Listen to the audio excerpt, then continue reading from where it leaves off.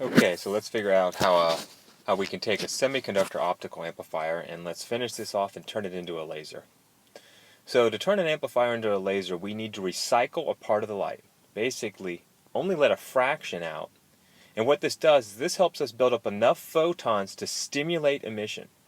Remember we said it was hard to catch electron-hole pairs before they could recombine spontaneously. We don't want spontaneous emission. And so we said we would love to have photons right next to an electron-hole pair as it lines up ready for recombination, and then that photon causing stimulated emission.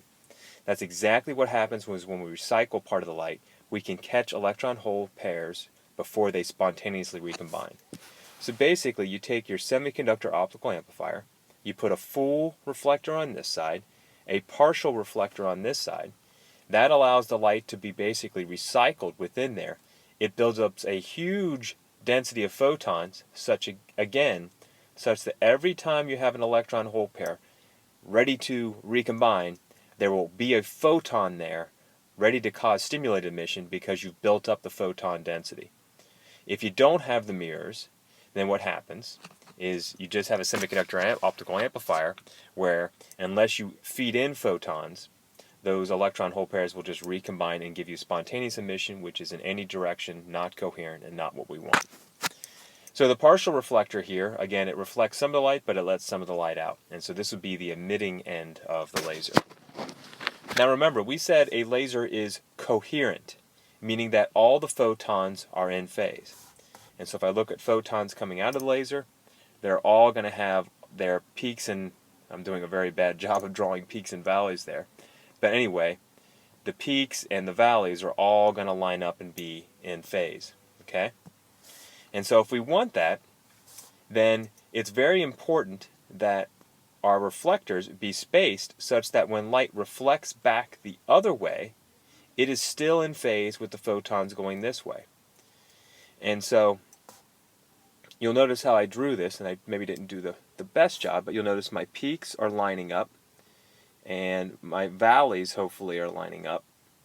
And so if I set this up appropriately, even when the photon reflects, the peaks and the valleys will still line up, everything will be in phase. So how are we going to achieve that? Well, the mirrors must be spaced at a integer half wavelength or full wavelength to basically set up a resonance condition. And so it's very simple. Here's the first possible mode, where this would be the shortest possible cavity to get resonance. And basically this would be the E field. It would go up, then it would go down, then it would go up, and down, and that would be the resonance. Here would be one full wavelength of resonance, and you'd have basically two levels of oscillation. The first one would be like this, the second one would be like this, but the point is all the photons would be in phase. Then you go on to a third, a fourth, etc. Typically you space the mirrors apart over a significant length, much more than one wavelength, such that you, across the cavity, you'll see something that, looks like this, where it's an integer number, and all the photons, peaks, E fields, and valleys in the E fields will line up within this cavity. This is how you calculate that. The length is, again, some integer number m of wavelength of light, divided by 2, because a half length is valid as well, divided by the refractive index of the semiconductor. Why is that? Why do you divide by the refractive index of the semiconductor? Well, we typically measure, when we talk about light, we're measuring in free space. And so if we look at wavelengths of light in free space, it might look like this, right? So this would be, from here to here, would be my wavelength. Okay, there's my wavelength lambda. When you go into a material that has a refractive index, this would be my wavelength here. So from here to here would be my wavelength.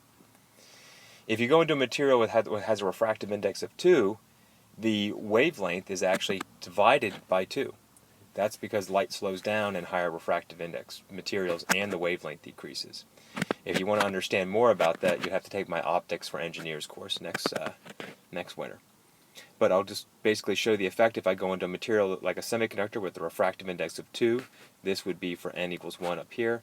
If I do refractive index of 2, then I will see that my wavelength decreases to half of what it was before. So it would be lambda would be half as short as it was before. And so that's important. When you design these mirrors, you have to take the refractive index of the semiconductor into consideration, because that will tell you how many number of full or half wavelengths you have between the mirrors. Now, when we do this, you're going to need special mirrors. We'll talk about that in a moment, and here's some example of what those special mirrors look like. So here's an example with fancy mirrors. This is a vertical cavity surface emitting laser right here, meaning the laser light comes out the top. On the previous slide we had a laser. On the previous slides we had lasers where the light emission came out the edges, right? Well, for a vertical cavity laser, the light emission comes out vertically out of the substrate. And so this would be, in this photograph here, this would be the semiconductor amplifying region, and then this here represents the mirrors. I'll talk a little bit more about how these things are built up and why they're built up the way they are. And here's a vertical cavity laser you could purchase. Again, this is the vertical surface, and the laser light would come out vertically. So let's talk about those mirrors. And the first thing I'll notice is, why don't we just use a simple aluminum mirror which would have 90% reflectivity? Well, there are two very important reasons we have to use the special mirrors. For most lasers, the mirror must reflect without optical loss.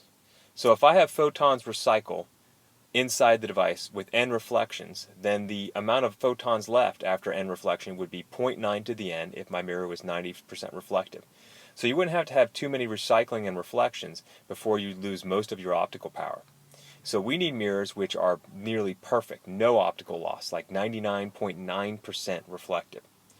The second thing is, if my laser has any kind of useful power, this is 90% reflective, meaning it's 10% absorption, which means that light would hit the mirror, be absorbed, heat up the mirror, and you can get mirror damage by the high optical power. So this also helps us prevent damage to the mirrors as well. So these special mirrors without optical loss, there's a couple names for them. They call them photonic crystals, they call them dielectric reflectors, they call them distributed Bragg reflectors. These all work based on interference principles. The key advantage they have over metal mirrors is the use of dielectrics, which basically have no or very close to no optical absorption.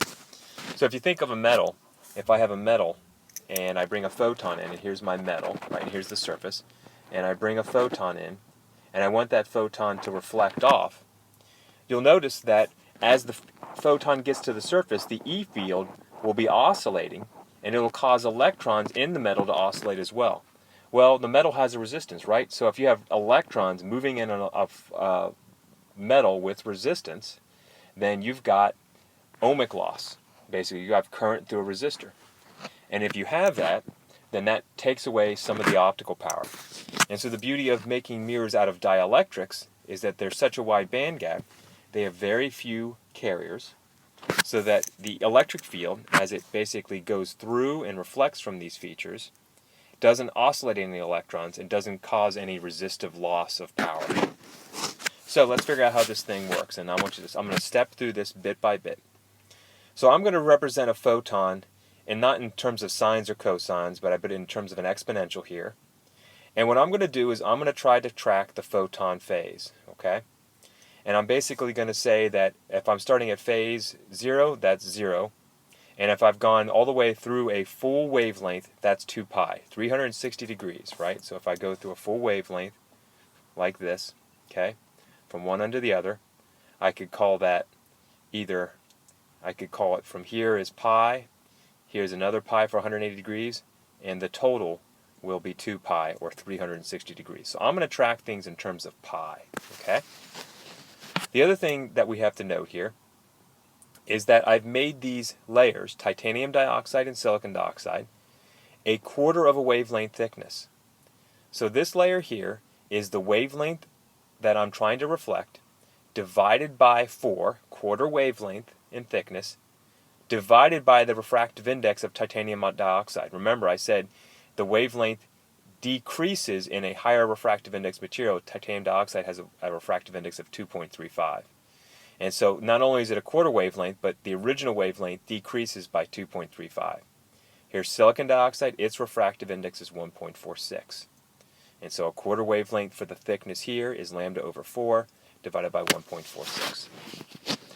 So let's say I'm bringing in light here, it hits this first interface, and it's reflected. Well, going from here to here and it's reflected, I have no phase change. So I'll say that my total phase shift is 0. That means that it's in phase. If I haven't shifted it out of phase, then this will still be in phase, and I will consider this reflection to be allowed. Let's go deeper here. So now I want to go here into the titanium dioxide layer, and I get a little reflection off this layer. And remember, this reflection, this is that Fresnel reflection, just like when you're looking at a window glass and you see a little bit of your reflection in the surface. That's because we're changing refractive indices at these interfaces. And so for the window glass, you went from air to glass. In this case, now we're looking at titanium dioxide to silicon dioxide, and I will get a little bit of reflection back. So here's my Fresnel reflection, just like we talked about for LEDs. And in this case, let's add the total phase change that happens starting from here. So if I go a quarter wavelength, that's pi over 2, right? Half wavelength is pi, so quarter wavelength is pi over 2. And so I go pi over 2, and then when I come back, I also go pi over 2. So that is pi over 2 plus pi over 2 is pi. But if you remember from electromagnetic fields, when you go from a high index material to a lower index material and you look at the electromagnetic wave reflected, it undergoes a 180-degree phase shift, which is pi. So I've got pi over 2, pi, pi over 2, add them all up, 2 pi. Notice what happened here. The reflection from this interface and the Fresnel reflection from this interface are now in phase. So remember, we looked at Fresnel reflection. This might be 10% here, 10% here. The point is that this is now in phase with this 10% reflection here. So from an interference perspective, this is allowed. Now, we'll go even deeper here. Pi over 2 will reflect back pi over 2, pi over 2. This is low index to high, so I get no extra pi phase shift. It is also in phase. Once again, the reflections are in phase. Go one step further here, all the way to this interface. I go pi over 2, pi over 2, pi over 2, coming back pi over 2, pi over 2, pi over 2. 6 pi over 2 is 3 pi, but high index to low, extra phase shift, I get 4 pi, which is also in phase. These are all 2 pi apart, meaning they're all in phase. So what happens in these materials is that based on optical interference, it says that reflection is constructively interfering and it is 100% supported by this system, meaning that light will be rejected from this even though these are transparent materials, and it will be perfectly reflected without optical loss because there are no electrons to oscillate in these insulating materials. And so if you're wondering how does this interference work if you're not set up with this precise lambda over 2 thickness, what would happen if we made the layers lambda over 2 thick instead of lambda over 4? Well, if you did lambda over 2, you would see, for example, for this first one, I would basically get pi, because it's now, instead of lambda over 4, it's lambda over 2. So instead of pi over 2, it would be pi. I'd get pi. I'd get the extra pi phase shift, pi back. That would be 3 pi. 3 pi is 180 degrees out of phase with 0, right? And that would be deconstructive interference. And so in that case, if you build all these up, you'll find they're all out of phase, and it says that you should get perfect transmission through this device. Pretty interesting. Just changing the thicknesses of these layers, I can either make something that is a perfect reflector for quarter wavelength thicknesses, or half wavelength. I could design something that even though it has different refractive indices, and we would expect Fresnel reflection, it becomes a perfect transmitter. This is the exact way that you build up anti-glare or anti-reflective coatings on lenses or on a display or something like that. They use this to suppress the Fresnel reflection by putting thin optical coatings. So back to our main point.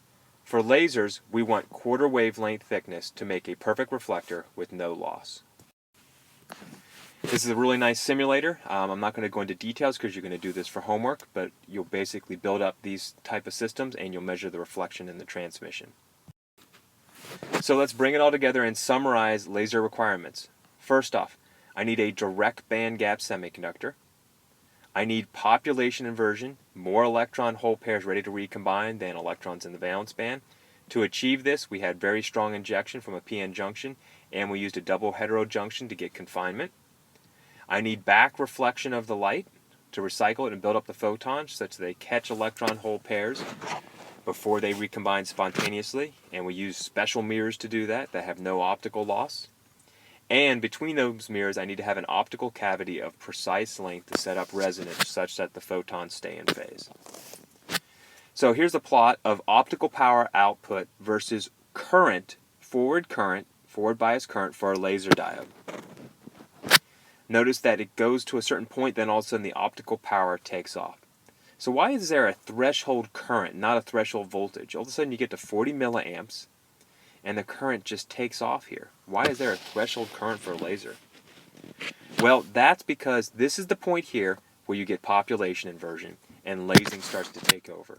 At this point, we've got spontaneous emission in all directions, and then you get to lasing, and all the laser light comes out the end of the laser you expect it to, and you see a nice strong increase in the optical power in terms of this being lasing. Notice that there's a lower threshold current for lower temperatures, and so if I go to cooler temperatures, these curves shift to lower threshold currents. And the reason why is when you cool down a semiconductor, the recombination rate decreases, and so it takes less current to get to population inversion because the electron hole pairs are staying there longer. They're not recombining as quickly. Last question. Speaking of cooling, see this picture above. This is a bunch of stacked diode lasers. What's the hose for here? Well, this shows you an example industrial application of lasers where these diode lasers get so hot. You have this big metal contact here. You run current through all of these in series. It generates a huge amount of optical power that you could use to weld something. And the diode, the hose here, there's holes that are milled through these wafers that runs coolant through them at a very high speed to basically keep them cooled so they don't overheat. Let's bring it all together with a couple questions to make sure we understand the difference between LEDs and lasers. So here's another question. This plot below, what kind of semiconductor device is it for? So I have basically, this is relative photon intensity. You could say it's optical power or whatever. Optical power coming out versus forward current in milliamps. Well, I already know that this is an LED because there was no threshold current. I start getting light emission that I can measure out of this thing with no threshold, meaning I don't need to get to population inversion. So here we have a laser here, okay, like we showed before. So I want you to label each section here, either the first linear section here, the curve, or the second linear section, and explain what's happening in terms of no emission, spontaneous emission, stimulated emission, or both. And so for all of these, we always have some emission. So as soon as you pass current through a forward biased direct bandgap diode, you get emission. But this is spontaneous emission. And the reason why the intensity is low is that if I'm looking at, this is my lasing direction, spontaneous emission is in all directions, right? But these aren't measured at the output. This is the only direction which gives me output. So all of these photons going in these other directions don't count. And so my total emission I measure at the laser output is very low. Then all of a sudden I see these curves here where I will get both spontaneous emission and stimulated emission. Lasing hasn't taken over, but at this point I will start to see more optical power coming out through lasing, and eventually I'll get to the point through this linear curve where it is all stimulated emission. There are so many photons bouncing around in this laser that you get 100% of the recombination to occur by stimulated emission, and all the power comes out this way. Okay, here's a couple questions for review. Take a break, and then we will get back and finish this off with some applications.